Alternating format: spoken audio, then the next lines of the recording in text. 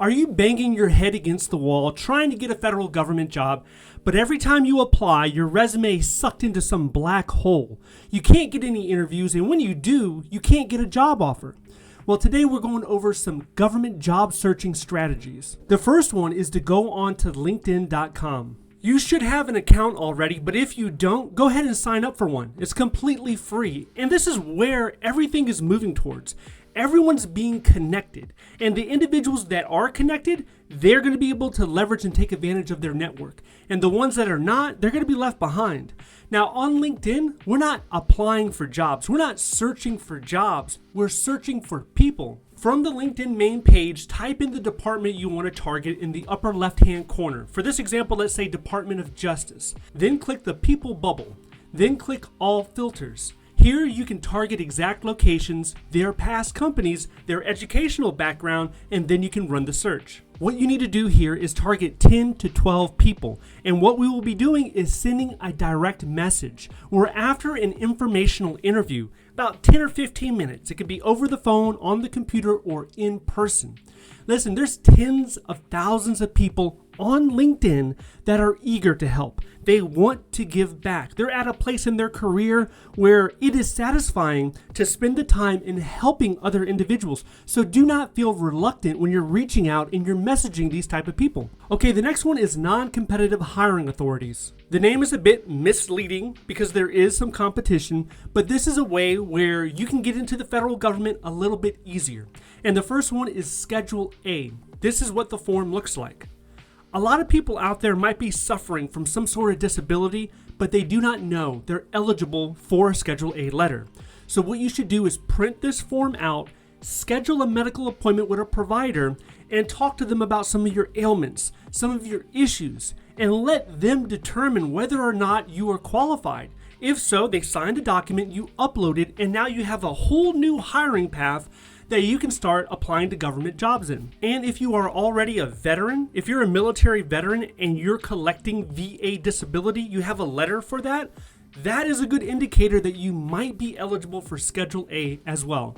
Speaking of veterans, you have the VRA. So if you have disability or a campaign badge, when you deploy, you get a campaign badge. If you have one of those two things, you're eligible for VRA.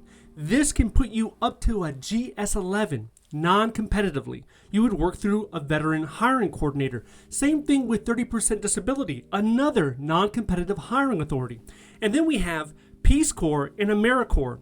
Usually people that are coming out of university, they participated in one of these two organizations. If you have, make sure you attach the right support and documentations and start applying for these jobs. If you're still in university, you might want to try to get into the Peace Corps or AmeriCorps. Now with Peace Corps, it's pretty competitive. I think only like 20% or 30% of individuals who actually apply, they get into the Peace Corps. Next is using hiring events and information sessions. A couple of my friends, they were hired exactly in this way. They attended a hiring event and they met a lady who was a veteran coordinator. They exchanged information, email addresses. Then my friends emailed them their information, their DD-214, their SF-15, their resume, all the information. About 3 to 4 weeks later, they had 2 interviews already lined up. And these were for jobs that were not posted anywhere on USAJobs.gov. So take advantage of the hiring events.